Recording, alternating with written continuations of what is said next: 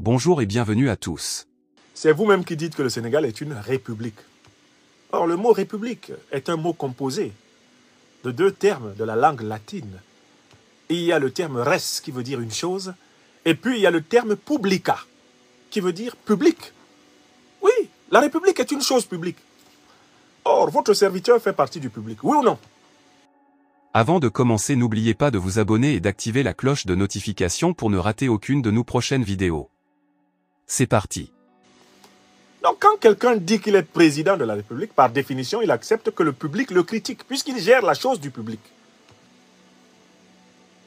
Et une république n'est pas simplement ouverte à la critique de ses citoyens, elle est ouverte à la critique universelle. Car la République dit aussi et pratique aussi du droit international. Oui ou non? Vous connaissez une république qui ne fait pas de droit international? Donc les non-nationaux sont concernés par la politique républicaine. Car dans la politique républicaine, il y a bien sûr l'art de la gestion des relations internationales, à savoir la diplomatie. D'où, d'un point de vue intellectuel et théorique, il n'y a même pas de débat. J'ai le droit de dire ce que je veux de n'importe quelle république. Car rien de ce qui est humain ne m'est étranger. Écrivez ça. Tilanala. Donc je dis à mes jeunes frères et sœurs, les bassirophiles, de ne pas avoir peur. Qui bene amat, bene castigat, qui aime bien, châtie bien. Nous ne laisserons pas le jeune président de la République du Sénégal, notre bien-aimé frère Bassirou Diomaye Faye, croire que nous ne le voyons pas. Nous ne le laisserons pas prendre un mauvais pli. Et croire que, eh bien, l'opinion africaine, et notamment panafricaniste de gauche à laquelle il prétend appartenir, lui que son propre père a présenté comme un nouveau Sankara, un nouveau Nkrumah, un nouveau Lumumba, qu'il ne croit pas qu'il va s'en sortir à si peu de frais. Il a des comptes à rendre au bloc panafricaniste de gauche tant qu'il prétend y appartenir. Le jour où Bassirou Diomaye Faye nous dit qu'il n'est plus panafricaniste, il n'y a pas de problème, on va donc le critiquer comme étant un anti-panafricaniste ou un non-panafricaniste. Mais à partir du moment où il dit qu'il est panafricaniste, il se donne une étiquette politique continentale et à ce moment-là, tous les penseurs du continent ont même la légitimité supplémentaire à le critiquer. Panafricaniste ne peut pas se dire d'un dirigeant qui ne fait que la politique nationale et qui ne peut être critiqué que par ses nationaux. Panafricaniste est un concept qui transcende les frontières héritées du colonialisme. Écrivez ça. Il faut que la science parle. Il faut que les Africains aiment la vérité. On ne peut pas être panafricaniste et ne pas être internationaliste. Et quand on dit qu'on est panafricaniste de gauche, on est internationaliste révolutionnaire. Écrivez ça aussi. Donc, mes frères et sœurs sénégalais, partisans de mon frère bien-aimé Bassirou Diomaye Faye, arrêtez d'humilier le panafricanisme. On ne peut pas revendiquer l'interdiction de critiquer le président sénégalais au nom du panafricanisme. Voilà, ça s'appelle un soleil glacé. C'est un oxymoron. Un panafricaniste qui interdirait à d'autres Africains de critiquer ses dirigeants nationaux n'est plus panafricaniste. C'est un africaniste en panne. Ce n'est plus un panafricaniste, c'est un africaniste en panne. Ce n'est pas la même chose. Et je vois qu'un certain nombre de partisans de mon frère Bassirou sont en train d'être des africanistes en panne. C'est-à-dire, en fait, ils sont en train de rejoindre l'idéologie néocolonialiste des africanistes parisiens, ceux qui connaissent le bien de chaque pays africain, surtout en les divisant bien, en les opposant les uns aux autres. Là, ça va très bien. Les africanistes parisiens, spécialistes de l'art de diviser pour mieux régner. Ah non, va t'occuper de ton vieux dictateur du Cameroun, il est là depuis 42 ans. Mais le premier dictateur du Cameroun, sa tombe est chez vous, au Sénégal. Au cimetière de Dakar-Yoff. Allez bien, vous allez voir la tombe. Amadou Ahidjo, il est enterré au Sénégal. Prenez donc son corps, allez déposer ça au Cameroun. Depuis 1987 par là, ou 89, qu'il est mort, il a été enterré où? Vous avez les preuves. Au Sénégal, on n'a pas jugé un ancien président tchadien. Je pose la question à mes jeunes frères, les bassirophiles radicaux. Ah, il ne faut pas critiquer notre président Bassirou.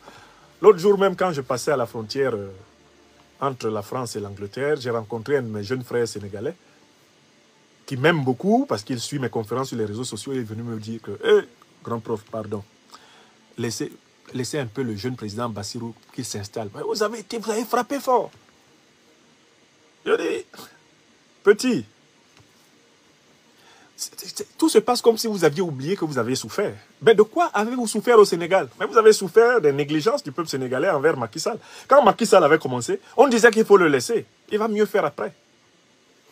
Ça commence petit, vous acceptez petit, ça grossit. Vous acceptez gros, ça grassit. Vous acceptez gras, ça se mastodontise. Et ça vous achève. Ça devient énorme. Petit à petit, l'oiseau fait son nid. Petit à petit, l'oiseau fait son nid. Petit à petit, la méchanceté fait son nid. Oh. Petit à petit, la méchanceté fait son nid. Petit à petit, la trahison fait son nid. Petit à petit, la trahison fait son nid. Écrivez ça. Tilanala. Maintenant, l'actualité sénégalaise, c'est que le rapprochement entre le président Bassirou Diomaye Faye et le président rwandais Paul Kagame. Premièrement, il ne s'agit pas ici de dire qu'il ne doit pas y avoir des relations diplomatiques entre le Sénégal et le Rwanda. J'ai déjà toujours rappelé cela. Quand je commence à traiter de questions diplomatiques, je rappelle le droit, la légitimité et la normalité des relations diplomatiques. Même entre des pays ennemis, c'est important qu'il y ait des relations diplomatiques. Je ne conteste pas le droit du Rwanda et du Sénégal d'avoir des relations diplomatiques. Ce n'est jamais ça ma critique. Mais, puisque le président Bassirou Diomaye Faye nous a dit qu'idéologiquement, il est un panafricaniste de gauche, je voudrais me poser la question de savoir quelles précautions il prend quand il commence à coopérer avec le président rwandais, dont on sait qu'il a vocation à briser toutes les poches panafricanistes révolutionnaires du continent africain afin de favoriser l'installation et la domination de l'impérialisme occidental. Paul Kagame, dont tout le travail dans les Grands Lacs, et notamment en République démocratique du Congo, consiste à saboter ce moteur potentiel du continent africain qu'est la République démocratique du Congo, afin que l'or, le cobalt, le lithium, le manganèse de ces pays continuent à être pillés en faveur des multinationales de l'impérialisme occidental. Paul Kagame, qui s'est spécialisé dans la sous-traitance de son armée, sur des théâtres de guerre où il y a toujours d'abord en avance des djihadistes qui arrivent. Je recommence. Paul Kagame envoie souvent son armée toujours là où il y a d'abord des terroristes djihadistes qui arrivent. Mais qui sont les djihadistes? Ce sont des mercenaires de l'impérialisme occidental. Ce ne sont pas des gens qui viennent pour des raisons religieuses.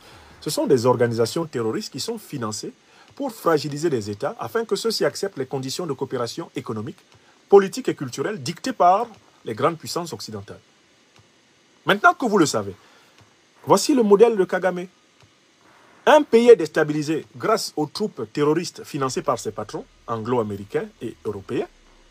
Une fois que ce pays est fragilisé, Kagame prend son avion et vient proposer à ce pays son assistance militaire. Il y est encouragé par ses maîtres anglo-américains et européens. Une fois que ce pays accepte son assistance militaire, Kagame vient et s'installe avec son armée. Et ils apportent un service minimal à la lutte contre le terrorisme. C'est-à-dire un service qui fasse que jamais le terrorisme ne disparaisse complètement. Jamais le terrorisme ne doit disparaître complètement. Je vous fais remarquer que partout où les troupes rwandaises se sont installées, le terrorisme n'a jamais complètement disparu. Pourquoi le terrorisme ne disparaît-il pas complètement? Mais parce qu'elles ne viennent pas mettre fin entièrement au terrorisme. Elles viennent le faire reculer, mais en le faisant reculer, elles lui permettent de durer. Reculer, ce n'est pas disparaître. Donc, et c'est exactement la stratégie qu'ont adoptée les forces de l'OTAN. Quand elles ont prétendu en Afrique qu'elles s'investissent dans l'antiterrorisme. Tout le monde a vu que l'antiterrorisme de l'OTAN consiste à donner l'impression de faire reculer le terrorisme. Mais en fait, plus l'OTAN s'est installée en Afrique, mieux le terrorisme s'est porté. Le terrorisme qui était cantonné aux frontières nord du continent africain a progressivement dégringolé vers le sud de l'Afrique.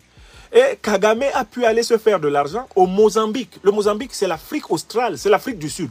Même jusqu'au Mozambique, ils ont projeté des soi-disant djihadistes pour attaquer le Mozambique, notamment dans la province la plus riche en gaz et en pétrole du Mozambique.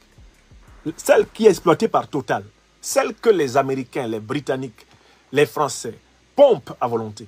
Il a fallu qu'ils y envoient une l'État mozambicain à vendre son gaz et son pétrole moins cher. Et puis, bien sûr, Kagame a couru là-bas avec un bataillon de Rwandais, soi-disant pour aider à la sécurité.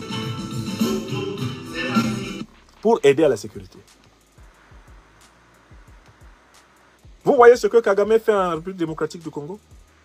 Il est responsable principal. Il est le principal responsable de la déflagration congolaise. Tshisekedi est son adjoint. Car les deux savent que l'instabilité du Congo est une condition pour qu'eux, ils restent au pouvoir. Au Mozambique, il vit de ça. Il traverse, il vient au Bénin. Depuis qu'il est venu au Bénin, le Bénin est attaqué militairement. Juste avant qu'il ne vienne au Bénin, le Bénin est déjà attaqué. Donc on organise des attaques terroristes contre le Bénin pour que Talon, tremblant sur ses jarrets rassis, que Talon, fréluquet, fasse venir, bien sûr, le sous-traitant des armées anglo-américaines, des armées otaniennes, Kagame. Je repars au Sénégal. Lorsque Bassirou Diomaye Faye se lève et commence à faire ami-ami avec ce monsieur, est-ce qu'il se rend compte que la condition pour que Kagame prospère avec un pays, c'est souvent que ce pays entre dans la boucle de la déstabilisation?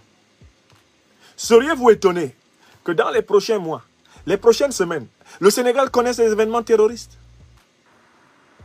Parce que le couple de l'exécutif sénégalais, composé par Diomaye et par Sonko, donne l'impression de vouloir jouer entre les deux blocs.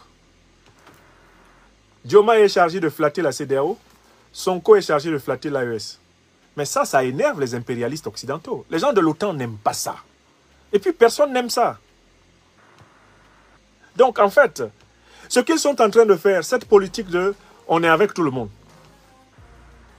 cette politique qui n'est donc pas une politique, une diplomatie panafricaniste de gauche, qui ne privilégie pas le panafricanisme de gauche. S'ils étaient dans une diplomatie privilégiant le panafricanisme de gauche, ils donneraient priorité aux relations avec l'AES. L'AES qui est dans une dynamique révolutionnaire. Ce serait là leur priorité. Et les autres seraient des relations accessoires. Pas des non-relations, mais accessoires. Mais ils donnent l'impression de vouloir faire de l'équilibre entre les deux. Or, quand vous voulez faire ça, les Occidentaux vous envoient les terroristes. Sénégalaises, Sénégalais, écrivez ce que je viens de vous dire. Quand vous voulez faire ça, les hommes politiques, l'oligarchie occidentale n'aime pas les hésitants.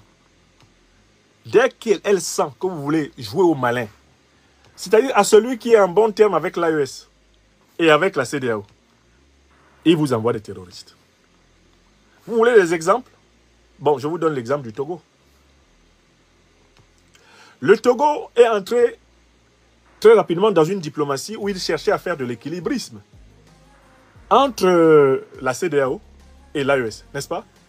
Le Togo a même lancé l'initiative de l'APA, Alliance Politique Africaine. En fait, l'APA, qu'est-ce que c'est?